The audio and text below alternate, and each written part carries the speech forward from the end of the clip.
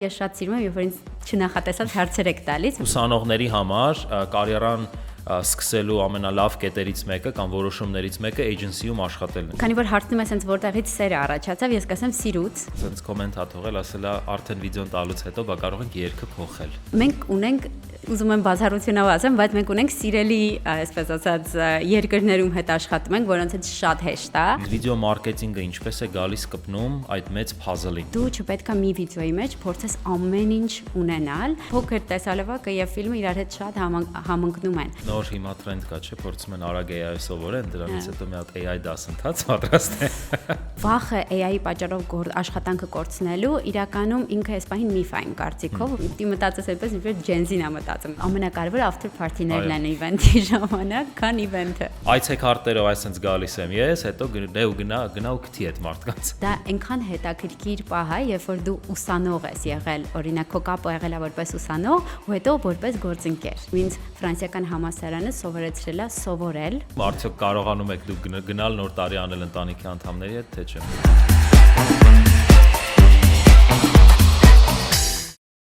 Ընկերներ, բարև ձեզ, դուք դիտում եք UFAR Alumni podcast-ը։ Մեր այսօրվա հյուրն է Անուշ Մնացականյանը, Burnwe ընկերության համահիմնադիրը եւ տնօրենը։ Անուշ ջան, ողջույն։ Ողջույն։ Շատ երկար սպասում եմ ես հանդիպման, այն տեսանկյունից, որ տարիներով հետևել եմ քո գործունեությանը LinkedIn-ով, բայց հիմա կստացվի, որ ավելի մանրամասն կարող եմ եւ ես, եւ մեր ֆրանսիականի ընկերները ծանոթանան քո գործունեությանը եւ կազմակերպության գործունեությանը։ Շատ մերսի հրավերի համար, իրականում շատ ուրախ եմ, որովհետեւ շատ եմ սիրում UFAR-ը ու իրականում շատ մեծ լավ հիշողություններ միշտ ունեմ։ Դրա համար շատ ուրախ եմ այսօր այստեղ լինելու եւ խոսելու ամեն ինչի մասին, ինչի կհետաքրքրի ձեզ։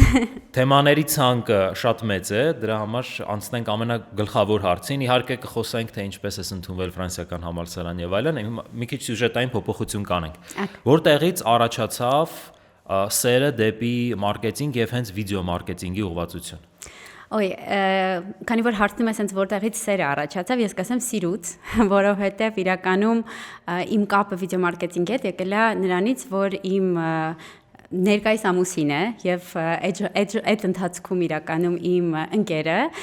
եղել է վիդեո մարքեթինգի մեջ ու իրականում ինքը այնքան է միշտ պատմել ինձ process-ների մասին, ինչպես է վիդեոն պատրաստվում, ես միշտ այնքան եմ խառնվել այդ process-ներին, որ իսկապես այդ սիրուց սեր է ծնվել վիդեոյի նկատմամբ ու այդտեղից էլ եւ իրականում եկել է ընդհանուր Burnwe գաղափարը եւ ստեղծել է բիզնեսը, այսպես ասած։ Այդ ժամանակ արդյոք վիդեո մարքեթինգը որպես ուղղվածություն տրենդային էր, թե նոր էր զարգանում։ Ես համեմատելով տարբեր իրավիճակներ, տեսնելով ինչպես են գործակալությունները բացվել կամ գործունեության ընթացքում նույնիսկ փակվել, շատ հետաքրքիր էր, որ դուք թիմով ընտրեցիք հենց այդ ուղղվածությունը, այդ նիշան եւ հրաշալի կերպով հիմա տանում եք առաջ եւ եթե ճիշտ եմ հիշում, հենց զբաղվում եք թեք ընկերությունների մարքեթինգային լուծումներով։ Իրական շատ լավ հարց է, որովհետեւ հենց ուսանողական տարիներից մեզ միշտ գաղափարային դրած է եղել նիշ մարքետը ավելի լավ է, իրական նիշի հետ աշխատելը շատ ավելի լավ է, քան երբ որ դու փորձում ես բոլորին միանգամից այսպես ասած դիմել եւ բոլորի հետ փորձել աշխատել։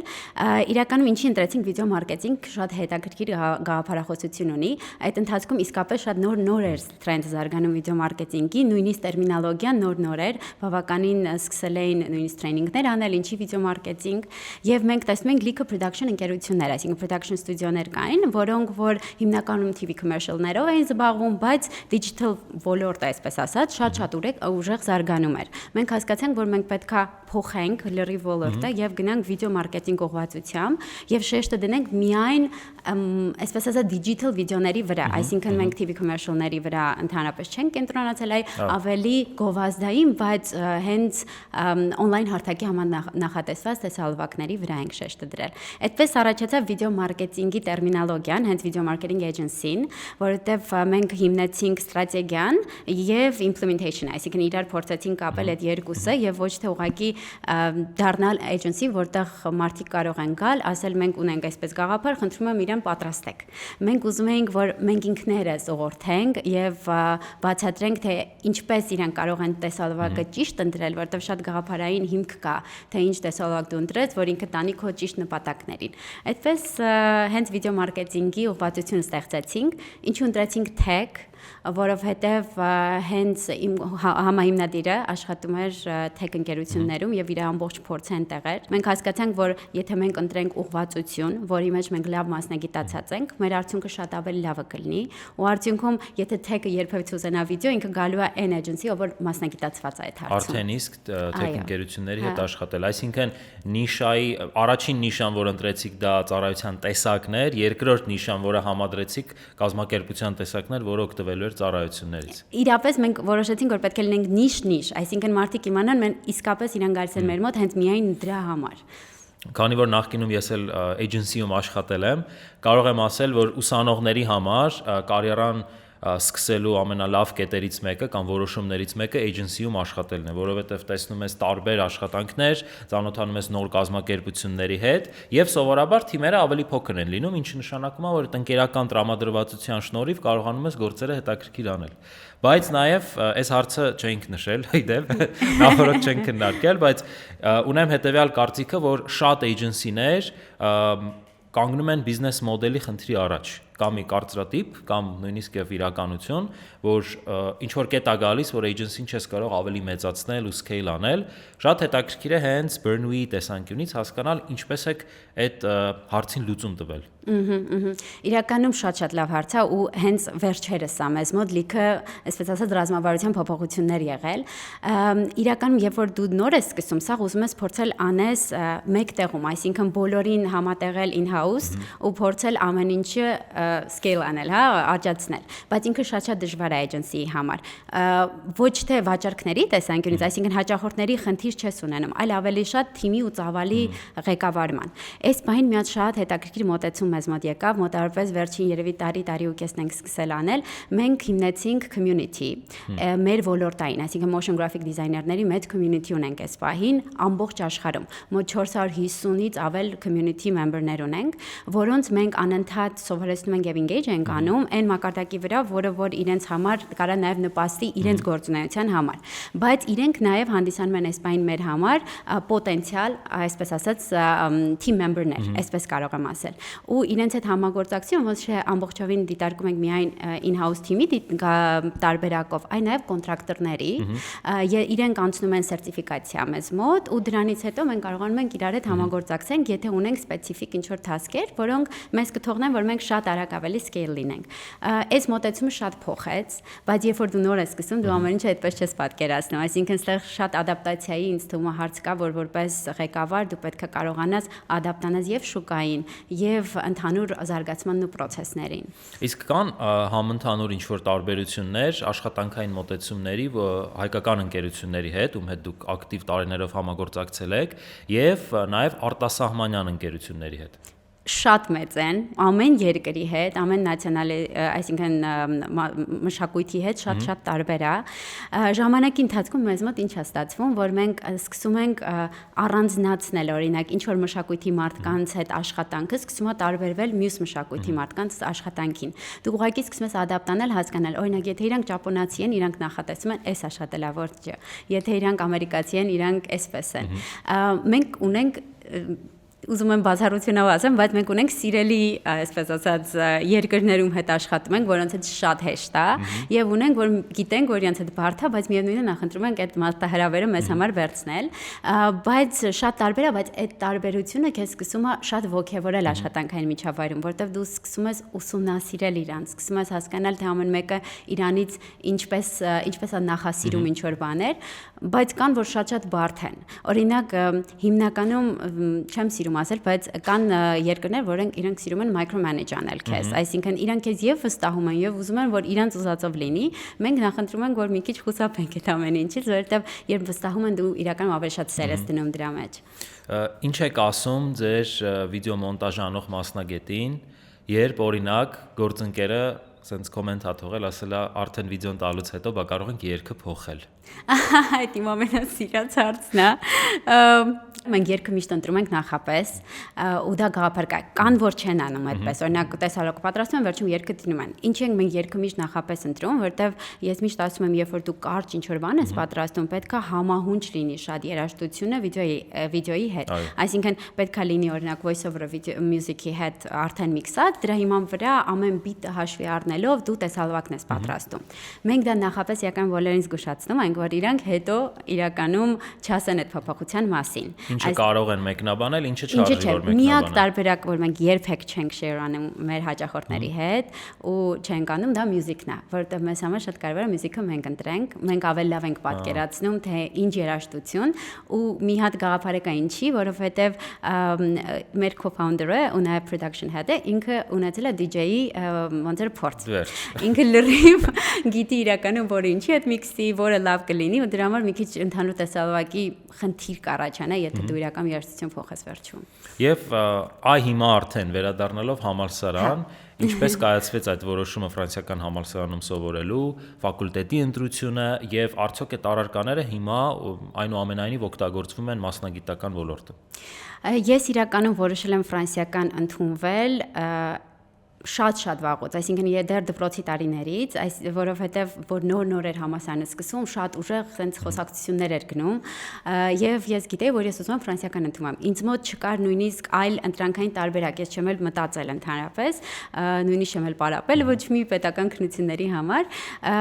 բայց թե որը կընտրեին, իհարկե տատամ էի մարքեթինգի եւ կառավարման մեջ, որովհետև իմ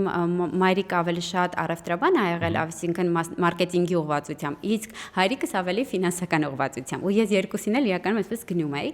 բայց քանի որ միշտ մտածել եմ, որ ես պետք է իմ բիզնես ունենամ, ինձ ավելի հոգեհարազատ էր երևի կառավարումը։ Դրա համար երկուսին էլ դիմել եմ, երկու հարցազրույցներն էլ անցել եմ իրականում, բայց վերջում ես կառավարումը ընտրեցի, չնայած որ դիրքով միշտ մարքեթինգում ավելի բարձր էի, այդ թվականների, բաների հետ, թվանշանների հետ կապված, բայց ինձ ավելի հոգեհարազատ էր վսյոտեկի կառավարումը։ Բայց այնուամենայնիվ արդարության համար ասենք, որ կառավարման ֆակուլտետում էլ մենք մարքեթինգային տարբեր բաներ անցել ենք, ես էլ եմ կառավարումից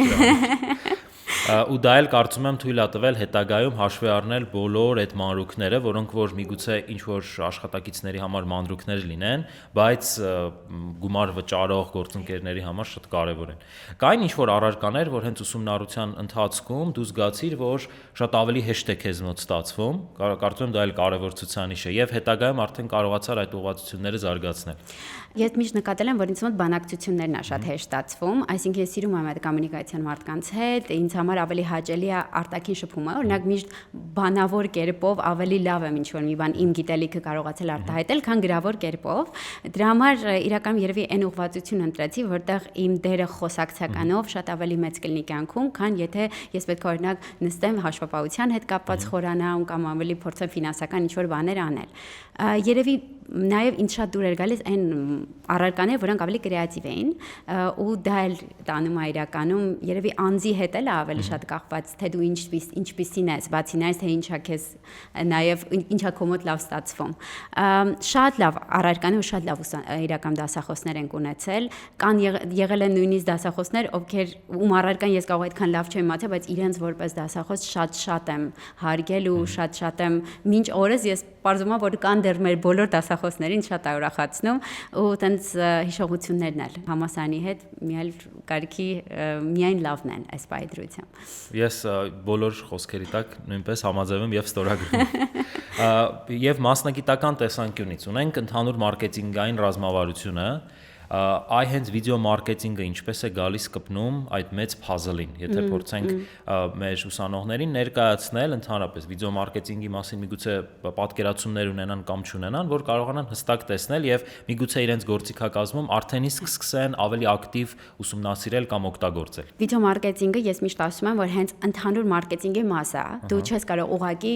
զրոյից ստեղծել վիդեո մարքեթինգ ռազմավարություն, նույնիսկ ես կասեի երևի ինքը ընդհանուր բիզնեսի ռազմավարության մաս է կազմում, որովհետև ասենց մի հատ հետաքրքիր գաղափար կա, երբ որ մարքեթինգ թիմը հավաքվում է, մենք միշտ շատ ենք այդ մասին խոսում, միշտ ով ինչ իդեա տալիս է, վիդեոից են խոսում, որովհետև վիդեոն որ վիզուալ է, պատկերացնում շատ հեշտ է, այո, ինչ գաղափարում է, միշտ վիդեով հնարավոր է իրան շատ ավելի հեշտ իրական ներկայացնել, բայց միևնույն է նպատակները պետք է սկսի ռազմավարությունը սկսում է բիզնեսից, այսինքն մենք ուր ենք գնում, ինչի համար ենք անում, այս ամեն մի օրինակ կեմփեյնը ինչ նպատակ է իրանից ծառայում։ Մենք որ սկսում ենք վիդեոյի ռազմավարությունը, մի հատ սկզբից հասկանում ենք ինչ ռազմավարություն արդեն կա ու փորձում ենք հասկանանք, թե վիդեոն ոնց կարանք իր մեջ ներդնենք, այնպես որ ինքը իսկապես բերի մեր ցանկալի արդյունքին։ Այսինքն մի հատ հասկանանք մեր նպատակները, հասկանանք ում համար ենք անում, որ հարթակներն է մեզ համար ամենակարևորը, որովհետև կարևոր չի իրականում բոլոր հարթակներում դու լինես, կարևոր է դու լինես այն հարթակներում, որտեղ մարդիկ, ովքեր քո մասին պետք է իմանան, այնտեղ են այդ պահին ակտիվ։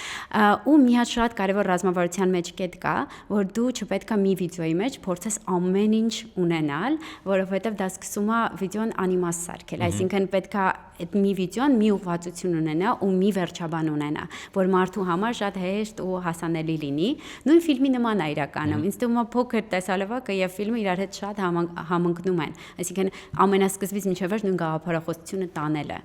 Մի հատ մեծ դոկումենտալ ֆիլմ, որ արդյունքում չստացվի։ Հա։ Իսկ ինչ խորհուրդ կարող ես տալ այն մասնագետներին, որ միգուցե ուզում են այդ ուղղվածությամբ գնալ, առաջին քայլերը ինչպես անեն, ինչ-որ բաներ կարդան, վիդեոներ ուսումնասիրեն։ Նայած թե որ ուղղվածության են գնում։ Օրինակ ես ինքս մասնագիտությամբ ավելի վիդեո մարքեթինգի մասնագետ եմ, բայց ես տեսալոկ պատրաստել ընդհանրապես չգիտեմ։ Ես միշտ ասում եմ, ես կարամ ուղղակի բանավոր պատմեմ, թե ինչպես են սարքում տեսալոկը, բայց երբեք ֆիզիկապես չեմ կարող նստել պատրաստել։ Այսինքն եթե իրանք օրինակ ավելի ընտրում են վիդեոյի ուղղվածությունը, ցավոք սրտի, այսինքն հենց պատրաստ ցավոք սրտի այս բան չկան ոչ համալսարաններ, ոչ հենց նախատեսված ակադեմիաներ, բացի տրեյնինգներից առանձին, որոնք քեզ կարող են սովորացնել վիդեո պատրաստում։ Այն էլ վիդեո մարքեթինգի ուղղվածությամբ, որովհետև դու կարող ես թուլերը սովորել, բայց միայն թուլերը օրինակ After Effects իմանալով կամ ինչ-որ Adobe-ի մնացած սյուտը, դու չես կարող վիդեո պատրաստել։ Վիդեո պատրաստելու համար պետք է մի քիչ հիմնային պատկերացնես վիդեոյի գաղափարը, այնտեղ մի քիչ ասում են հոգեբանական ինչ-որ տակտիկաներն են շատ-շատ կարևոր, որ դու պետք է հաշվի առնես։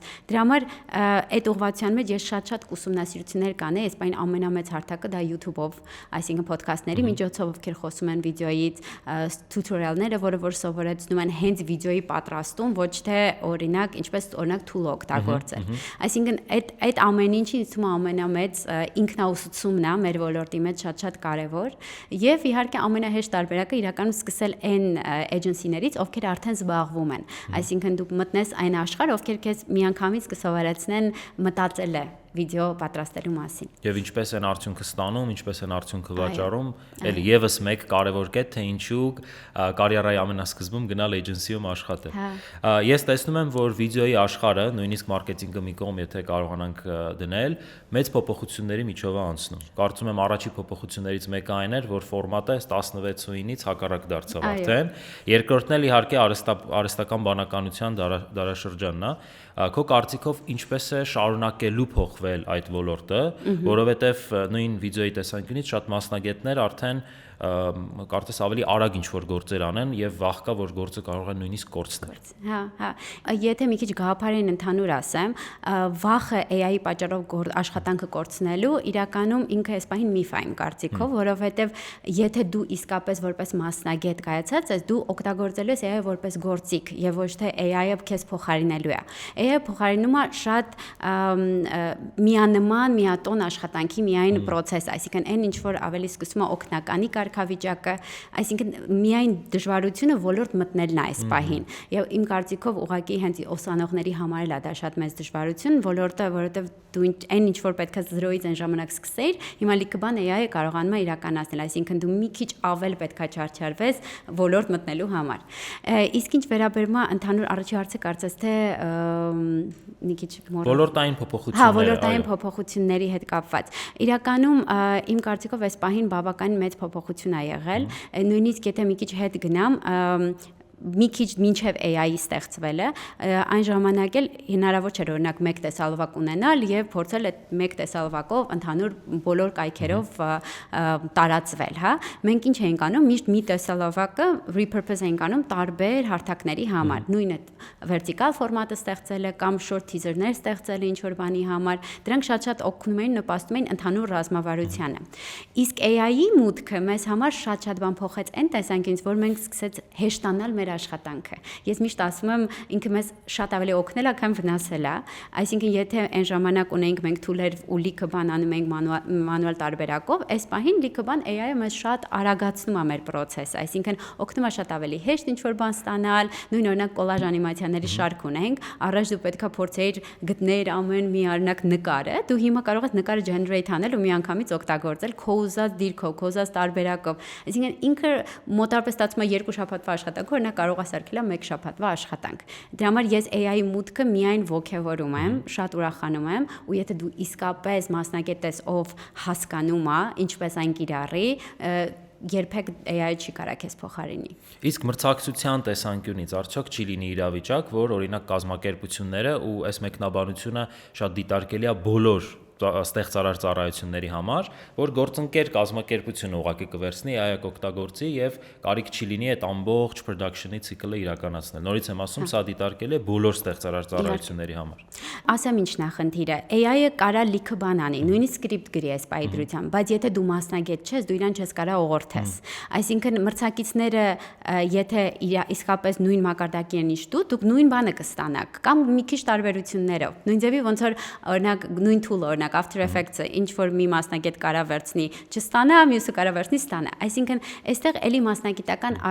աճն է, ինչպես դու նույնիսկ prompt գրես, հա, AI-ում, որ քո ուզածը ստանաս։ Նույն AI generated վիդեոների համար, ինչքան դու ճիշտ ես ձևակերպումը անում, բայց այդ ձևակերպումը ճիշտ անելն է գալիս էլի փորձից։ Այսինքն, ստեղ մեզ մոտ պայքար է, թե ով առաջինը կդառնա մասնագետ, այսինքն ով ավելի արագ կմասնագիտանա AI-ի մեջ, այսինքն ինչքան արագ ադապտացիա մենք կունենանք։ Նոր հիմա տրենդ կա, չէ, փորձում են արագ AI սովորեն, դրանից հետո մի հատ AI դասընթաց պատրաստեն։ Վերադառնալով ոդկասթներին, իհարկե ես շատ ուրախ եմ, որ Ֆրանսիական համալսարանը արդեն 1 տարի առաջ սկսեց ոդկասթների շարքը, բայց տարակարծիք եմ, արդյոք ոդկասթները արդիական են այս պահի դրությամբ։ Իմ կարծիքով շատ արդիական են նույնիսկ, որովհետև այս պահին, երբ որ դու ոդքասթ ես անում, դա ամենաարագ ճանապարհն է ցույց տալու այն ինչ որ դու մտածում ես, որովհետև եթե մենք վերցնենք նույնիսկ մյուս վիդեոյի տեսակները, իրանք շատ կարճ ժամանակում շատ քիչ հնարավորություն են մեսեջը փոխանցելու։ Ոդքասթը տալիս է ազատ դաշտ, որ դու կարողանաս ամբողջովին եւ քո մտածելակերպը եւ քո ուզած ցանկությունները միանգամից փոխանցելու։ Այսօր ովքեր որ իրականում ոդքասթը արդեն վաղուց են իրականում իմպլեմենտացրել, շատ ավելի մեծ հաջողություններ ունեն բնականաբար, բայց երբեք ուշ չի։ Ես միշտ ասում եմ, դու կարող ես մտնել ոդքասթով, բայց պետք է ունենաս ինչ-որ հետաքրքիր յունիկ ինչ-որ մի բան, որ դու տարբերվես, որովհետև երբ որ նոր է դաշտը սկսում, նույն օրինակ YouTube-ը, երբ որ նոր էր սկսել, ինչ անում էր, ամեն ինչ օքեր։ Instagram-ն էլ է այդպես եղել։ Բայց երբ որ արդեն շատ են սկսում անել, դու արդեն սկսում ես մանրից մտածել, թե օրինակ ինչ նոր բան ավելացնեմ, որպեսզի ինքը կարողանա շատ ավելի արդյունավետ լինել։ Բայց ոդքասթը իմ կարծիքով դեռ ու շատ երկար ժամանակ ինքը կմնա դեռ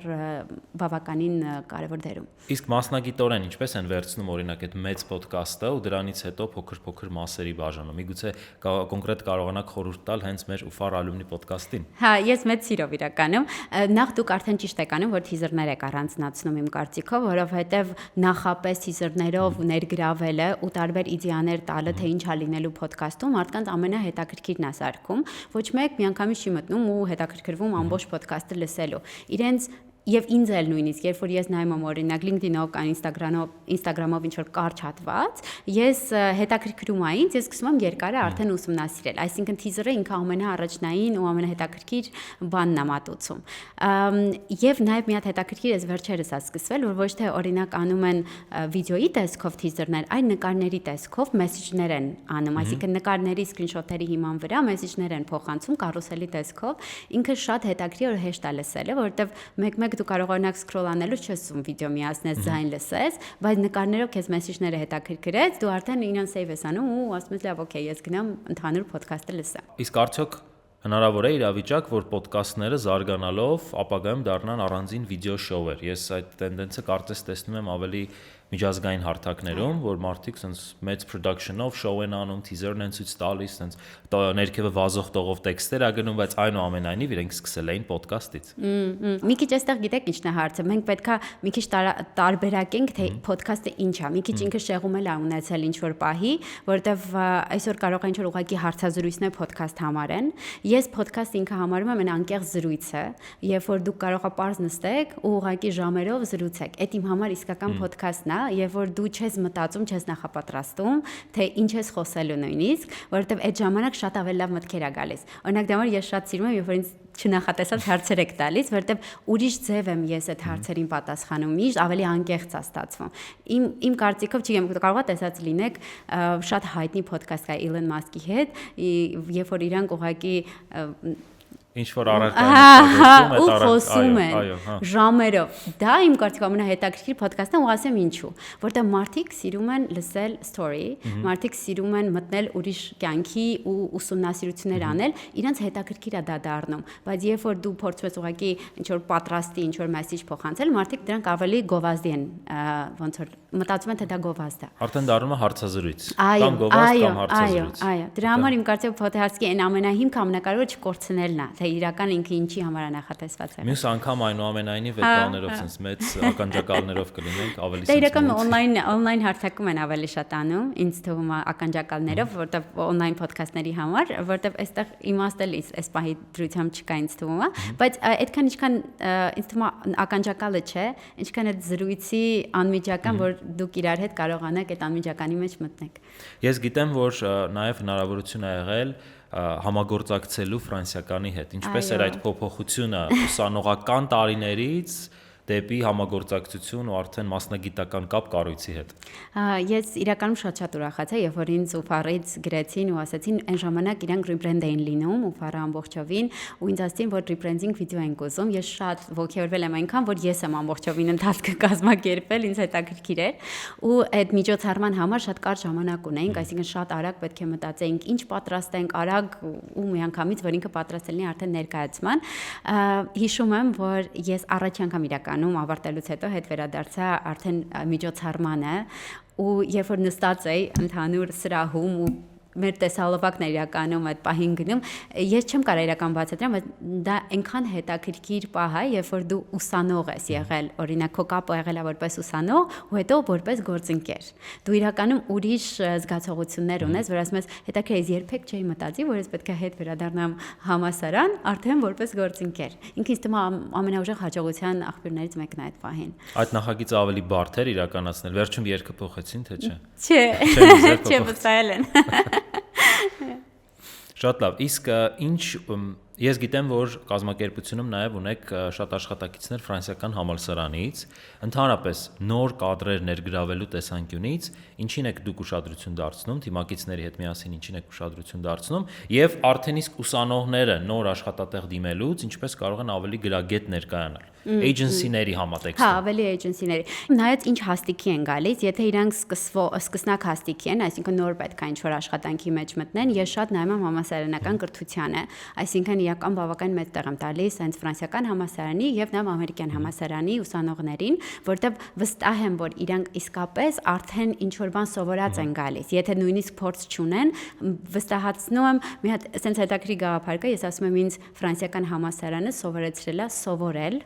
Կարևոր չի ես հիմա ինչ գիտելիք կհիշեմ, ինքը բայց թողնում էր, որ դու ինքնուրույն գտնես։ Օրինակ մենք լեկցիաներ չէինք գրում, մենք չէինք ուղղակի անգիրանում տեքստը, մենք պետք է գնայինք, ուսումնասիրենք, այդ մենակ, որ դու ուսումնասիրությունների արդյունքում ես ինչ-որ բան սովորել, քեզ ուրիշ ձև է սարքել որպես մասնագետ։ Դա սկսնակների համար, այսինքն կրթությունը երևի թե ամենաառաջնային դերում կտա, իսկ եթե արդեն փորձառուներին այդ պահին նայում եմ մասնագիտական աճին եւ իրանց թրենդների հետ շարժվելու աճին։ շատ կարևոր օրինակ վերջերս դե բնականաբար AI-ի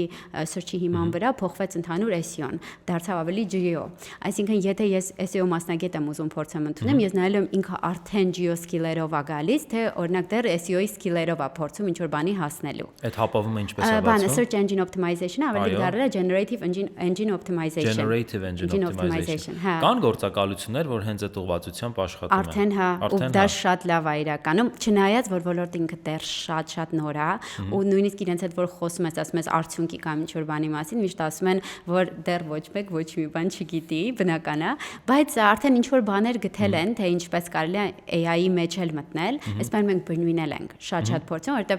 SEO-ով մենք բավականին այս բանը ակտիվ ենք, նույն բրնվինի ուղղակի video marketing agency ամբողջ աշխարհում վերում է մեզ առաջին տեղում, բայց GEO-ով այս բանը մենք լիքը աշխատանք ունենք, այսինքն մեզ պետք է թրենդի հետ շատ արագ մերվել, ես sense առաջ գնալ։ Նույնը մասնագետների մեջ ենք ամենաառաջինը նայում։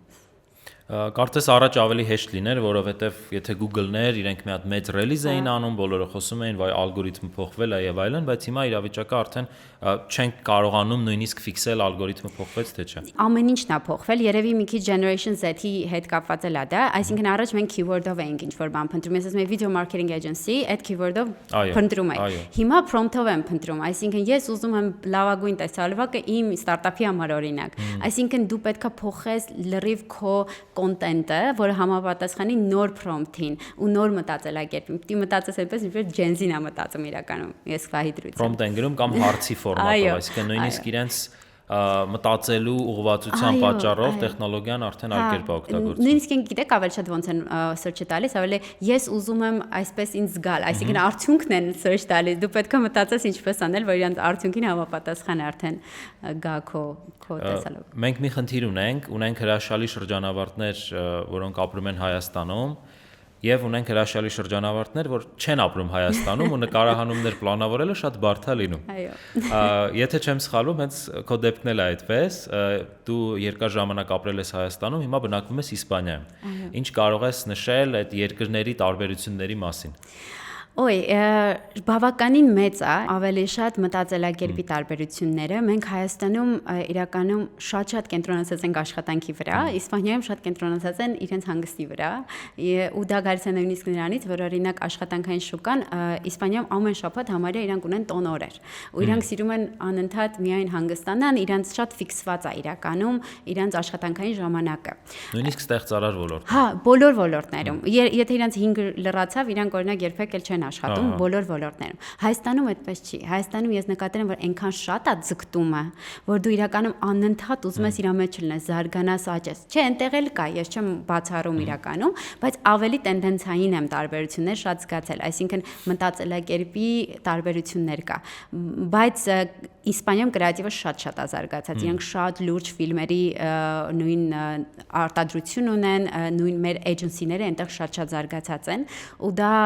երբ պատճառներից մեկն էր, որ շատ ուզեցինք հենց Իսպանիա մեկնել, որ նաև իրենց փորձն էլ հասկանալ, որովհետև ամեն ինձ թվում է երկիր իր հետաքրքիր փորձն ունի։ Իսկ Իսպանիան որտեղ եք հենց։ Մենք Մալագայում ենք, ինքը Անդալուսիայի հատվածն է։ Հա, շատ հետաքրքիր ենք ընտրել, որովհետև իրական չէինք ուզում Բարսելոնա կամ Մադրիդ, որտեղ բոլորը հիմնականում ձգտում են այնտեղ։ Նիշա փորձեցիք գտնել։ Այդքան նիշա չէր, իրականում շատ հետաքրքիր ձև ստացվեց։ Մենք YouTube-ով փորձում ենք բոլոր երկրները նայել, and walking tour-եր կան։ Երևի YouTube հերթով բոլոր քաղաքները նայում ենք, որն է մեզ հոգեհրազատ, ու Մալագան շատ սիրեցինք, որ մեկնեցինք, տենց միանգամից զգացինք, որ ոնց էր երկրորդ տուն լինի մեզ համար այս պահին։ Իսկ իսպանական գործընկերներ ունեք, թե այնուամենայնիվ աշխատանքը միջազգային մասշտաբով է շարունակվում։ Շատ հետաքրքիր է, մենք երբեք Իսպանիայից չենք ունեցել, այսինքն ունեցել ենք, որ պոտենցիալ հաճախորդներ են եղել, բայց Իսպանիայից երբեք չի եղել գործընկեր, ու բոլորին ասում են ինչի գնաք այնտեղ, որտեղ որ օրինակ արդեն ունեք գործընկեր, բայց չէ, մեզ համար ինձ միշտ մարտահրավերը կարևոր է։ Այս բանը արդեն ունենք Իսպանիայում representative office, հենց իսպանախոս աշխատակիցն է, որ մեզ կարողանա ներկայացնել, բայց նպատակը այդքան իրական Իսպանիայի հետ աշխատանքը չի, ուղղակի Եվրոպայում նաև լինելը, որ շատ հեշտ է ճամփորդելու, այս բանին գտնվելու բոլոր էքսպոներում, այսինքն մի քիչ ավելի աճի մեծ հնարավորություն է տալիս։ Քանի որ նշեցիր էքսպոների մասին, ինչ աշխատանք արվում էքսպոյի ժամանակ։ Դա նոր գործընկերների ներգրավումն է, օրինակ այնտեղ ոնց եք իրանց ինչ-որ վիդեոները ցույց եք տալիս, թե ասում եք կզրուցենք, այդ ծառայության մասով չէի ֆիքսել, որ հնարավոր է գնալ էքսպոների։ Էքսպոն ամենալավ տարբերակն է իմ կարծիքով հենց ավելի սառը հաճախորդների հետ կապ հաստատելու, որովհետև դու էլի մտնում ես ավելի տաք միջավայրում, բոլորդ եկել եք նույն նպատակով, հա, ծանոթություն, ինչ որ մի ձև ձեր ծառայությունները մատուցելու։ Մենք միշտ գնացել ենք ավելի թեք ուղղվածությամբ էքսպոներ, որտեղ հենց մեր հաճախորդներն են։ Ու երբ որ դու էջենսիներ չկան այնտեղ, դու ոնց որ լինում ես միակը, որ գնացել ես հենց իրանց համար, իսկ իրանք եկել են ուրիշ նպատակով։ Շատ մեծ աշխատանք է իրական էքսպոյի համար տածվում եւ նախապես եւ հետո, նախապես դու առանձնացնել ում հետ ես ուզում դու իրականում այնտեղ շփվես, ով է քո համար հետաքրքիր, ընթացքում անընդհատ ես երևի ոչ մի անգամ կյանքում չեմ հոգնում այդքան, ինչքան էքսպոյի ընթացքում, որտեղ վազում ես մեծ տարածքում, անդադար խոսում ես։ Անդադար շփվում ես, վերջում դու երևի չես զգում ինչքան հոգնած ես, մինչև չի վերջանում էքսպոն, բայց ինքը շատ հետաքրքիր էմոցիաներ է տալիս քեզ։ Իսկ հետո դու մոտ 1 տարի պետքա նորից այդ նույն մարդկանց հետ կապ պահես, փորձես իրանց հետ շփվել, շատ հետաքրքիր բան կա։ Իսկ ո՞ւմ է էքսպոն երկու ուղղվածություն է տալիս։ Մեկ կարա ինքը քեզ միանգամից հաճախորդներ բերի եւ կարա բրենդի զարգացման վրա շատ ուժեղ ազդեցություն թողնի։ Արդյոք ճիշտ է այդ գաղափարը, որ էքսպոյի ընթացքում բոլորը ուզում են զրուցել, խոսել, համագործակցել, հենց հասնում են իրենց երկրները, միանգամից կորում են։ Այո, այդպես է։ Ոնց է կարողանում իրենց այդ ուշադրությունը նորից բերել։ Այդ խնդրի հետ ես էլ անձամբ բարբերաբար առնչվում եմ էքսպոներից կամ ինչ-որ կոնֆերենցիաներից հետո այցեքարտերով այսպես գալիս եմ ես, հետո գնա ու գտի այդ մարդկանց։ Շատ դժվար է։ Ու նաև գիտեք ինչի է դժվար, որովհետև իրանք էլ են նույն բանով զբաղված, ինչ որ դու։ Մոտակա 2 շաբաթը իրանք հիմնականում միայն զբաղվում են իրանք էլ ինչ որ իրենց մարդկանց հետ դիմելու։ Իմ կարծիքով ամենակարևորը այդ պահին ճիշտ տպավորություն թողնելն է, որին հիշվող դու լինես եւ լիքը բաներ տեղում քննարկելը։ Թվում է թե լավ է, որ ասում ես 2 շաբաթից իրար հետ եկեք պայմանավորվեք հանդիպման, բայց տեղում լիքը բան քննարկելը շատ ավելի է օգնում, որ իրանք հասկանաս իրանք իսկապես ինչ ուղղվածությամբ կարան հետաքրքրված լինեն։ Եվ իհարկե դրանից հետո ես փորձում եմ ավելի շատ անձնական դաշտի վրա իրանց հետ օրինակ կապ պահել նույն LinkedIn-ում, այսինքն ավելի իրանց հետ ակտիվ մեկնաբանություններ անել, որ ուղղակի իրանք ես հիշեն անընդհատ, քան միանգամից փորձեմ ուղղակի նորից վերհիշեմ, ասեմ եկեք նորից հանդիպենք իրար հետ։ Աստեղ մենք արդեն միանգամից կպանք վաճառքների աշխարհին, որը շատ լավ է։ Այնուամենայնիվ այդ առաջի կոնտակտի ժամանակ իրատեսական է կոնկրետ պայմանավորվել, քանի շաբաթ հետո ինչ ենք խոսելու, այսինքն թե միգուցե հարգելով այդ տվյալ մարդու ժամանակը թեկուզ քիչ խոսել։ Ինչի եմ սա նշում, միգուցե որոշ մարդիկ այդ մոտեցումով գնան ու իրենց ուզած արդյունքին չհասնեն, ասեն վայ, ամաչում եմ, այս մարդը, տենց մի դեպք էինք ունեցել, գնացին կոնֆերանսի ու հենց սկսվեց ամեն ինչ, ես վազեցի այդ մարդկանց հետ եմ խոսում, իմ գործընկերը ասում է Սերգեյ ջան, սպասի, այս մարդիկ նոր են եկել, մի հատ նստեն, մի հատ հաց ուտեն, մի հատ սուրճ խմեն նոր։ Որն է քո կարծիքը, ինչքան թողել, որ իրենք sense մի հատ հանգստանան, մինչև արդեն գնալ եւ sales pitch անել։ Ես իրականում երկուսն էլ փորձում եմ, որովհետև ամեն մի մարդու հետ կարա շատ տարբեր մոտեցում ունենաս ու փորձում եմ իրականում շատ տարբեր գնալ։ Նախ ես սկզբից գնում եմ հարցում եմ իրենց մասին, այսինքն իրանք ինչ են անում, երբ որ իրանց մասին ես հարցնում, իրանք շատ ողջավորված են քեզ պատմում, ու որ անդադ հարցեր տալիս, հետո իրանք էլ են հարցնում, իսկ դուք ինչ եք անում, արդեն ավտոմատ դուք սկսում ես պատմել, այսինքն երբեք ինձնից չեմ սկսում խոսել, բայց հենց առաջի պայից էլ փորձում եմ, որովհետև թվում է թե իրանք գալիս են ոնց որ ժամանակ ապետ, բայց ինձ թվում է ամենաակտիվ շրջանը հիմնականում առաջի 2 օրն է լինում։ Եթե օրինակ 4 օրյա է, վերջին օրը հիմնական բոլորը հոգնած են, այսինքն այն ինչ դու անում ես, այդ առաջին ակտիվ 2 օրն է, սպասել ինձ թվում է պետք չի, ուղղակի պետք է նայել իրանց դեմքերից մարդկանց, նույնիսկ կարելի է զգալ ինքը պատրաստ է այդ պահին շփման, թե օրինակ իրան հետո կարելի է մոտիկանալ։ Նույն մի համեմատություն էլ ես ներկայացնեմ, ոչ պաշտոնական իրավիճակում մենք կարողացանք ավելի շատ օրինակ այցեքարտեր ստանալ, քան այդ փոխկապով իրավիճակներում։ Իվենտներին, ես միշտ ասում եմ ամենակարևորը after party-ներն են իվենտի ժամանակ, քան իվենտը։ Դե մեր դեպքում մուսուլմանական երկրներն չկա, բայց շատ ճիշտ մեկնաբանություն է։ Կամ օրինակ, չգիտեմ, ընթրիքի լանչի ժամանակ, օրինակ ես կարողացել եմ մարդկանց հետ շփվել շատ ավելի մոտիկ, քան կարող է դա արվի։ Դրա համար օրինակ լանչի ես երբեք չէի գնում ընդհանուր մեր խմբով, այլ ավելի շատ մենակ էի գնում ու փորձում էի գտնել մարդկանց, ովքեր մենակ էին, որ այդ պահին զրույցի մատնվես։ Երբ ես հիշում եմ, որ ես ուսանող էի, միշտ sense միտք կար, կարելի է գնալ կազմակերպությունում աշխատել կամ ես կարող եմ օրինակ իմ գործակալությունը հիմնադրել, ծառայություններ մատուցել, որոշ մարդկանց մոտ դա ստացվում է, որոշ մարդկանց մոտ չէ։ Շատ հետաքրքիր է քո կարծիքը, հենց կոնկրետ քանի տարեկանում կամ ավարտելուց հետո երբ եղավ գործակալության հիմնադրումը, եւ եթե փորձենք ավելի համընդհանուր տեսանկյունից նայել, ուսանողները երբ պետք է գնան հենց անձամբ գործակալություն հիմնադրելու որոշմանը, կամ գնան մի քանի տարի աշխատեն, նոր արդեն այդ պատասխանատվության տակ գնան, որովհետև միգուցե չեն պատկերացնում, թե ինչքան ռիսկեր կան, ինչքան պատասխանատվություն կա, ինչ դժվար ճանապարհ է լինել։ Որպես ուսանող, եթե ուսանողական տարիքում են, հենց ես երբեք խորհուրդ չէի տա ինչ-որ բան սկսել, որովհետև դա այն տարիքն է, երբ որ դու լիքը բան կարող ես սովորել։ Ու երբ որ դու քոնն ես ստեղծում, ամբողջովին պատասխանատվությունը ընկնում է միայն քո վրա։ Եթե դու զրոյից պետք է սովորես, շատ դժվար է համ սովորել, համ քոնը անել, համ աճացնել։ Հիմնական տենց դեպքում ընկերությունը ինչ որ մի պահի արդեն ինքը փակվում է, բայց դա դառնում է նաև վատ փորձ ինչ որ մի ձև քո համար, կարող է քո վրա ազդեցություն թողնի կյանքի։ Ես միշտ ասում եմ, որ շատ կարևոր է, երբ որ դու գնաս ու փորձ ձեռք բերես։ Ինքը պետք է լինի եւ փոքր կազմակերպություններում, եւ մեծ, որտեվ ամեն մեկից դու ինչ որ բան կարաս ձեռք բերես։ Մեծ կազմակերպությունում դու հիմնականում օրինակ ավելի սովորում ես ամեն ինչի ինչ որ գաղափարի մեջ, բայց դու քո նեղ մասնագիտականի մեջ ավելի առաջ գնալ, իսկ փոքրում դու սկսում ես ամեն ինչի մասին գաղափար կազմել, նույնիսկ ամեն ինչ ոնց է արվում։ Ես իրական երկուսի փորձն էլ ունեցել եմ, մինչև Բրնվին ստեղծել է, ու երևի թե ես հիմա մտածում եմ 24 տարեկանում եմ ստեղծել Բրնվին, բայց ես մտածում եմ, որ ես կուզենայի շատ ավելի շատ փորձով ստեղծել։ Այսինքն ես կուզենայի շատ ավելի խորապես ուսումնասիրել լիքը բաներ, որտեղ հիմա ես իմ օրինակ փորձի հաշվին եմ փոփոխել։ Մենք Բրնվի կյանքում մի հատ sense հետաքրքիր բան ենք, ասում ենք Բրնվի 2.0, Բրնվի 3.0, որտեղ ամեն մեկը լրիվ մեզ որպես ղեկավար լրիվ ուրիշ մարդ է սարքել, նորից մենք ինչ որ բաներ փոփոխել ենք ու զրոյից։ Այն Բրնվին, որը ստեղծվել է 2018-ին, հիմա նույնը չի բացարձակապես ոչ մտածելակերպով, երբ մենակ միշնն ենք նույնը պահել, մնացածը փոխվել է։ Նույնը ես կարծում եմ, որ ուսանողների համար է։ Ցանկալի է, որ դուք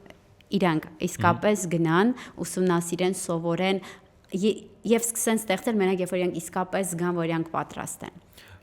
Հնարավոր է իրավիճակ, որ եթե այդ պահին դու չսկսեիր ընկերությունը, տարիներ հետո օրինակ կյանքի իրավիճակները փոխվում են ու այլևս այդ որոշմանը չգնայր, թե այնուամենայնիվ վստահ էր, որ պետք է դա արվի։ Բիզնես շատ փոքրուց եմ ուզել անել, այսինքն իմ գաղափարը միշտ եղել է, որ ես պետք է բիզնես անեմ։ Դրա համար չեմ կարծում երբևէ հետ կկանգնեի, բայց իմ կյանքում շատ ա եղել, որ օրինակ ինչ որ գաղափար եմ ունեցել ու չեմ արել այդ պահին։ Այսինքն նույնիսկ հիմա այս պահին էլ Բրնվիից զատ մենք իրական շատ տարբեր նույնիսկ գաղափարներ ունեցել ենք։ Իմ կարծիքով ամեն ինչ իր ժամանակին է արվում ու եթե այդ պահին է գաղափար եղել, բնականաբար շատ ավելի լավ է, որ մենք գնացել ենք այդ ռիսկին։ Դրա համար հետ կանգնել միգուցե եւ կլիներ, չեմ ուզում բացառեմ ինչ որ մի բան, բայց ուրախ եմ ամեն դեպքում, որ այդ պահին այդ որոշմանը եկել ենք մենք։ Հենց ընկերության кейսով ձեր կարող եմ ասել, որ յուրաքանչյուր բան կարծես թե եղել է ճիշտ պահին։ Եվ ըստ դրա ուսանող լինելով, սենց ասում ես, ես էլ անեմ այս գործով զբաղվեմ, այս գնահատականները, բայց մի քիչ սենց համբերությամբ բոլոր հարցերը ունենում են իրենց լուծումները։ Միանշանակ։ Ամեն ինչ իսկապես իր ժամանակին ալում։ Ինչ որ մեկի մոտ կարող է լինի 50 տարեկանում ու դա լրիվ բնական երևույթ է։ Միշտ KFC օրինակն եմ բերում 72-ում հասնել ինչ որ բանի, ինքը լրիվ բնական երևույթ է, ուղղակի դու պետք է չփորձես արագացնես այդ ընթացքը, չփորձես քեզ ստիպես։ Դու պիտի զգաս, որ դու պատրաստ ես դրան իսկապես։ Շատ կարևոր խորհուրդ էր։ Եվ որը կլինի եւս մեկ ավելի թեկուզ լայնածավալ խորհուրդ մեր ուսանողներին։ Ես միշտ ասում եմ, որ ոդկասթը նայում են եւ այս պահի արկա ուսանողները, շրջանավարտները եւ դիմորդները, որոնք դեռ մտածում են, գան ֆրանսիական չգան, չգիտեմ ինչի է այդ հարցը ձեզ մոտ առաջանում, բայց ինչ որ է, իհարկե պետք է գաք։ Ինչ խորհուրդ կարող ենք տալ ուսանողին։ Իմ կարծիքով ամենակարևորը իրենք կենտրոնանան գիտելիքի վրա, ոչ թե գնահատականների, որովհետև գնահատականները իսկապես մոռացվում են, դու ինչ ձև ես քննությունը տվել, ինչ ես այդ պահին արել, բայց այն գիտելիքը, որ դու իսկապես կարաս ձեռք բերես, ինքը անփոխարինելի է։ Այսինքն դու կարաս մոռանաս ինչ-որ թեորիա, բայց դու երբեք չես կարա մոռանաս, թե ինչպես ես դու ընկալել այդ գիտելիքը։ Կամ բաներ, որ իմ հետ մինչև այսօր են մնացել ու այդ այդ ամենակարևորն է, երբ որ դու սովորում ես, այսինքն բաց չթողնես պահը, քանի դու ունես հնարավորություն կենտրոնանաս ու անընդհատ միայն սովորես։ Ես միշտ ասում եմ 4 տարի, երբ որ ես ֆրանսիական համալսարան եմ եղել, ես ուրիշ բան չեմ հիշում, բացի սովորելուց։ Իմ կյանքը եղել է միայն սովորել, նույնիսկ իմ ընտանիքի անդամները գնում էին